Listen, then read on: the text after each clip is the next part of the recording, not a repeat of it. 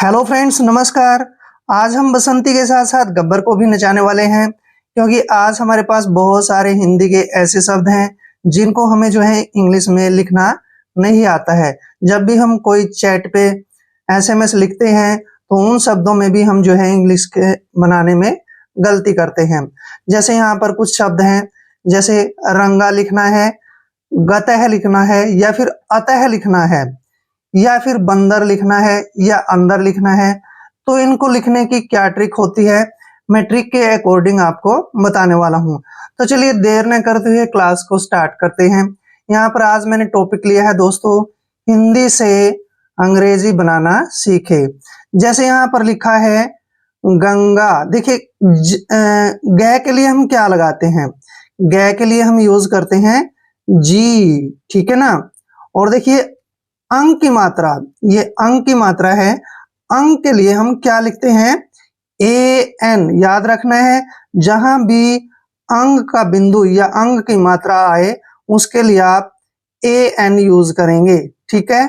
और देखिए यहाँ पर जी को हम क्या ग को हम क्या लिखते हैं, जी, ठीक है ना। और आ की मात्रा के लिए हम यूज करते हैं ए। ये देखिए गंगा। अब ऐसे ही हमने जो है पंगा लिखना है, पै के लिए हम लिखेंगे पी, ठीक है। और फिर अंग की मात्रा के लिए क्या लिखेंगे, ए एन। और फिर जी के लिए लिखेंगे, सॉरी ग के लिए लिखेंगे जी, और आ की मात्रा के लिए लिखेंगे ए, यानी कि पंगा।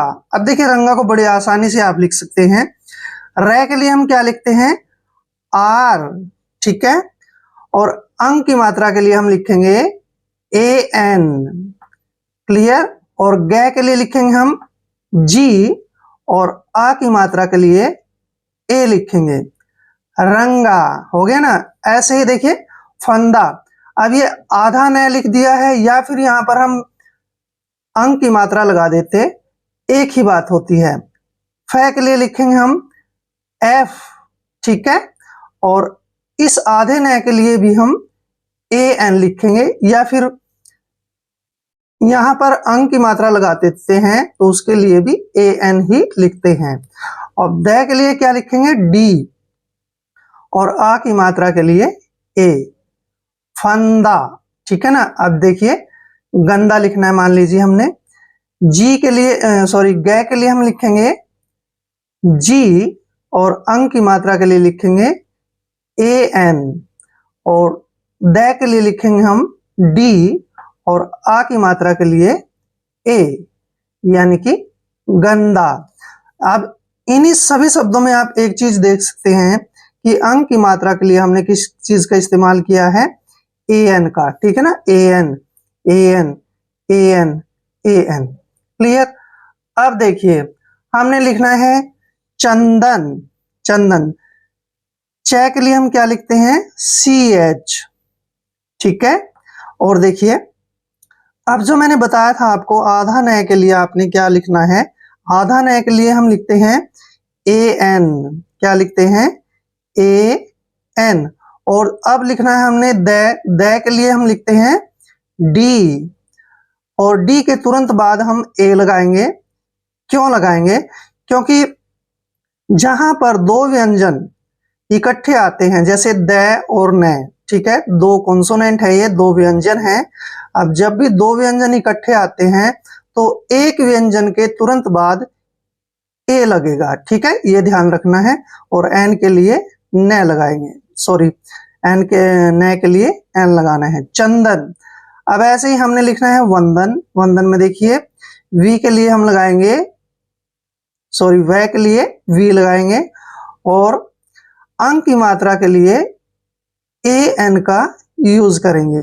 अब देखिए दन, दन आया ना, यहां भी दन आया है, दो व्यंजन इकट्ठे हैं। जब भी दो व्यंजन इकट्ठे आते हैं तो एक व्यंजन लिखने के तुरंत बाद ए लगाएंगे, ठीक है। द के लिए हमने डी लिखा, और तुरंत बाद ए लगाएंगे, और न को हम एन लिखेंगे, यानी कि वंदन। हो गया ना। अब देखिए शंकर लिखना है, श के लिए हम क्या लगाते हैं, एस एच, ठीक है। और अब देखिए ध्यान से, अंक की बिंदी के लिए हम क्या लगाएंगे, अंक की बिंदी के लिए लगाएंगे हम an। और अब आ गया कर, कर दो व्यंजन है क और रे। अब क्या करना है, हमने के लिखना है क के लिए और तुरंत बाद ए यूज करना है। क्यों यूज किया ए को, क्योंकि दो व्यंजन इकट्ठे आए हैं, ठीक है ना, तो इसलिए हमने क के बाद ए लिखा है। और आर को रे को लिखेंगे हम आर। शंकर, अब लिखना है हमने बंदर, ठीक इसी तरीके से लिखेंगे। बी को लिखते हैं हम ब और अंक की मात्रा के लिए ए एन यूज करेंगे। और द को लिखेंगे डी ए और आर के लिए सॉरी रे के लिए आर लिखेंगे, बंदर। और आपने ये ध्यान देना है, जब रे आया है, रे में ए का साउंड आ रहा है, लेकिन आखिरी में जो भी अक्षर आता है उसके बाद हम ए यानी ए के लिए आ की मात्रा नहीं लिखते हैं। जैसे अंदर, ठीक है ना, ए के लिए लिखेंगे हम ए और अंक की मात्रा के लिए ए एन, ठीक है ना, ए एन। अब इसमें देखिए हम यहाँ पर ए के लिए ए लगा रहे हैं, ठीक है, और इसके अंक की मात्रा के लिए एक ए और एन भी लिख सकते हैं, लेकिन यहाँ आ बन जाएगा, तो इसलिए हमने जो है एक ए ही लगाना है, ए एन। और द के लिए डी। और यहाँ पे देखिए इस डी के तुरंत बाद हमने ए का यूज करना है और आर को यानी रे को आर लिखना है, अंदर। क्लियर। अब यहाँ पे लिखा है सतह। देखिए सतह को हमने कैसे लिखना है, जैसे जो ये है आया है, ठीक है, दो विसर्ग के टाइप की है, इसको हम है बोलते हैं। इस है के लिए हमने ए एच यूज करना है। अब मान लें हमने लिखना है से के लिए हम एस लिखेंगे। और इसके तुरंत बाद देखिए दो व्यंजन इकट्ठे आए हैं ना, से और ते, दो कॉन्सोनेंट इकट्ठे आए हैं, तो से के तुरंत बाद हमने ए लगाना है, ठीक है। और तय के लिए हम क्या लिखते हैं टी। और है के लिए हम क्या लिखेंगे ए एच। देखिए सतह है। अब जैसे इससे आप समझ जाएंगे, गत है, गह के लिए हम क्या लिखते हैं जी, ठीक है, और दो व्यंजन इकट्ठे हैं तो गह के तुरंत बाद हम क्या लिखेंगे ए, ठीक। और तय के लिए लिखेंगे टी। और है के लिए हम क्या लिखेंगे ए एच, गत है। क्लियर। अब जैसे अतः लिखना है, ए के लिए हम लिखेंगे ए, ठीक है। और यहां पर डबल ए नहीं यूज करेंगे, हम केवल एक ही ए यूज करेंगे, उससे अपना काम चल जाएगा। और तय के लिए हम लिखेंगे टी। और है के लिए है, अब ये दो विसर्ग सी आई है ना, इनके लिए हम ए एच लिखेंगे, अतः हो गया ना, अतः। अब नमः लिखना है, देखिए नमः, यहां पर क्या करना है, हमने न के लिए एन लिखते हैं और दो व्यंजन इकट्ठे आए हैं ना, क्योंकि यहाँ ए तो स्वर था और यहाँ पर देखिए दो व्यंजन इकट्ठे आए हैं, न के लिए एन लिख दिया और फिर तुरंत बाद ए लगाएंगे। और एम के लिए सॉरी मैं के लिए एम लिखेंगे और है के लिए हम ए एच लिखेंगे, नमः है। अब जैसे थल है लिखना है, थल है, थ को हम क्या लिखते हैं टी एच, ठीक है। और दो व्यंजन इकट्ठे आए हैं, थ और ल दोनों ही व्यंजन है, इसलिए थ के तुरंत बाद ए लिखेंगे और ल को एल लिखते हैं। और है के लिए हम लिखेंगे ए एच, थल है। क्लियर। तो ऐसे हम बना सकते हैं, देखिए है के लिए हमने A H A H A H, है के लिए ए एच डाला है। क्लियर। अब देखिए हमने लिखना है वेतन, वी के लिए हम क्या वे के लिए हम क्या लिखते हैं वी। और ए की मात्रा के लिए सभी में हमने ई का यूज करना है। यहाँ पर वे हो गया। अब तय के लिए हम क्या लिखते हैं टी। अब यहाँ पर आप दे सकते हैं तय और न दोनों ही व्यंजन एक साथ आए हैं, तो टी के तुरंत बाद ए लगाएंगे और न के लिए एन यूज करेंगे, यानी कि वेतन। अब देखिए इसको लिखते हुए बड़ा आसान तरीके से लिख सकते हैं, केसर को आप केसर। कै के लिए के लिखेंगे और ए की मात्रा के लिए ई लगाएंगे, ठीक है। और स को एस लिखते हैं और दो व्यंजन इकट्ठे आए हैं तो स के तुरंत बाद ए यूज करेंगे और आर को लिखेंगे र। देखिए केसर। अब जैसे हमने लिखना है बेसन, बै को हम बी लिखते हैं और ए की मात्रा के लिए ई का इस्तेमाल करेंगे और एस को लिखने के लिए स लिखेंगे और दो व्यंजन इकट्ठे आए हैं इसलिए एस के तुरंत बाद ए लगाएंगे और एन को हम हम लिखेंगे एन। बेसन। देखिए अब हमने लिखना है चेतक, बड़े आसान तरीके से लिखेंगे। च के लिए हम क्या यूज करते हैं, सी एच, और ए की मात्रा के लिए हम ई का यूज करेंगे और तय को हम लिखते हैं टी। अब तय और कै दोनों ही व्यंजन है तो इसलिए एक व्यंजन के साथ हम यहाँ पर ए लगाएंगे जैसे कि सभी शब्दों में लगाया है और कै को हम लिखेंगे के। इस तरह से हमारा हो गया चेतक। अब देखिए मेनक। मेनक में एम के लिए लिखेंगे, सॉरी मैं के लिए एम लिखेंगे और ए की मात्रा को हम ई लिखेंगे और यहाँ पर देखिए नक, दोनों ही व्यंजन आए हैं तो एन जो है हम न के लिए लिखेंगे और दो व्यंजन इकट्ठे आते हैं तो फिर न को पूरा करने के लिए हम ए की ए लिख देंगे यहाँ पे और कै को लिखेंगे हम के। मेनक हो गया।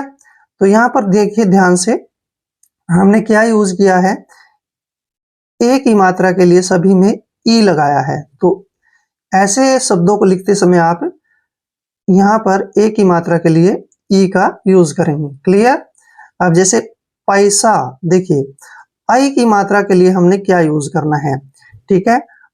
आई, जैसे आई की मात्रा है, आई की मात्रा के लिए हम ए आई का यूज करेंगे सभी में।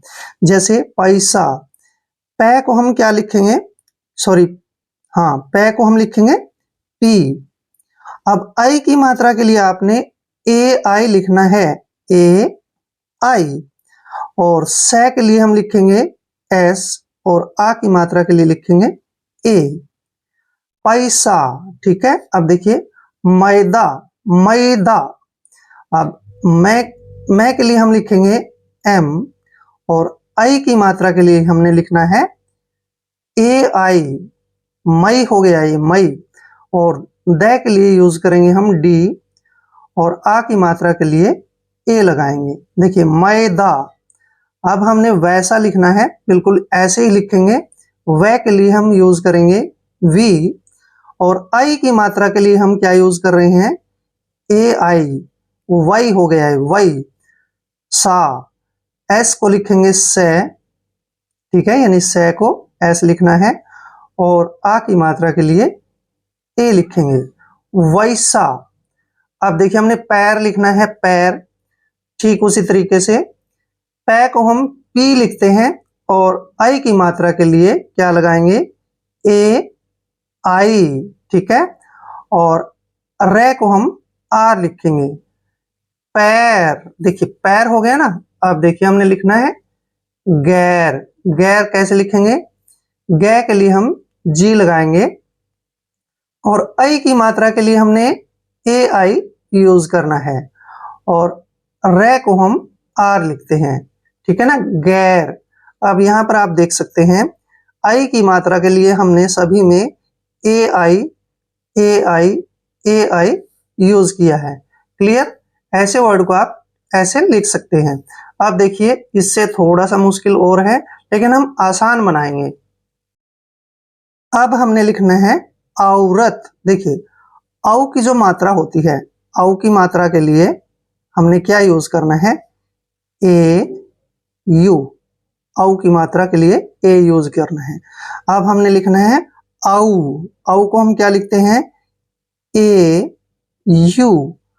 अब हमने लिखना है रथ। देखिए र और त दोनों ही व्यंजन है तो र के, इस र के तुरंत बाद हम अ का साउंड आ रहा है इसलिए ए लिखेंगे। रे को हमने आर लिखना है और दोनों व्यंजन इकट्ठे आए हैं तो एक व्यंजन के तुरंत बाद हम ए लिखते आ रहे हैं और तय को टी लिखेंगे। औरत। अब जैसे कौशल लिखना है हमने, कौशल देखिए कै को हम क्या लिखते हैं के और औ को हम क्या लिख रहे हैं ए यू, ये हो गया कौ। ठीक है। श को लिखते हैं एस एच और दो व्यंजन इकट्ठे आए हैं तो एक व्यंजन के तुरंत बाद हमने ए लगाना है और एल को यानी कि ले को हम एल लिखेंगे। कौशल हो गया ना क्लियर। अब देखिए रौनक, रौनक लिखना है, रे के लिए हम आर लगाएंगे और औ की मात्रा के लिए ए यू लिखेंगे। ठीक है। और देखिए नक, दोनों व्यंजन इकट्ठे आए हैं तो न के लिए हम एन लिखते हैं और एक व्यंजन के तुरंत बाद ए का यूज करेंगे यानी कि न हो गया ना और कै को हम के लिखेंगे। रौनक। अब देखिए मौसम, मौसम मैं के लिए हम क्या लिखते हैं एम और औ की मात्रा के लिए हमने अभी बताया था आपको ए यूज करना है और श को हम लिखेंगे एस और शम, दो व्यंजन इकट्ठे आए हैं तो एक व्यंजन के तुरंत बाद हमने ए लगाना है और मैं को एम लिखेंगे यानी कि मौसम। तो ऐसे वर्ड्स को हम जो है इस तरीके से लिख सकते हैं बड़े आसान तरीके से। तो आई होप वीडियो आपके लिए काफी हेल्पफुल रहेगा। अगर आप चैनल पे नए हैं तो चैनल को सब्सक्राइब कर लें। मिलते हैं नेक्स्ट वीडियो में। जय हिंद, जय भारत।